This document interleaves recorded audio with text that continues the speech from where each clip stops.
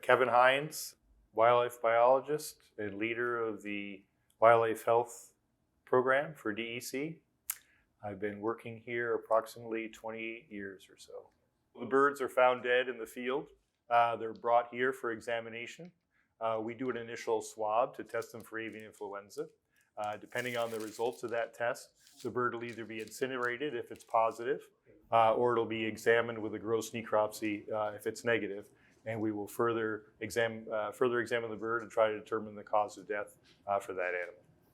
Avian flu, the current strain that we're seeing now, high-path avian influenza H5N1, has been circulating in Europe for a couple of years.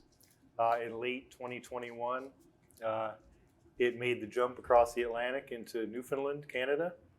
And then shortly after that, it came down the East Coast, the Atlantic Flyway, and we started seeing cases in New York, both in domestic backyard bird situations like turkeys or chickens and ducks, and also in wild birds. It seems that the birds that are getting hit hardest in New York, or the wild birds that we're seeing most frequently infected, are geese, both snow geese and Canada geese.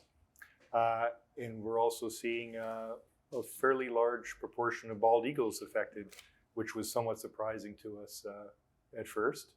And other scavenging birds like turkey vultures and black vultures are also seem to be more heavily impacted based on what we're seeing in submissions to our laboratory. So far in New York, we've had just under 30 bald eagles dead from high-path avian influenza.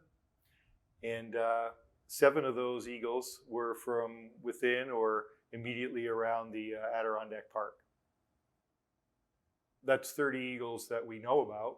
We don't know how many eagles are dying that aren't being submitted for necropsy. And this is in addition to other mortality factors that eagles already face in the wild. Anytime we see large numbers of them dying from a specific cause, it's cause for alarm for us to take a closer look.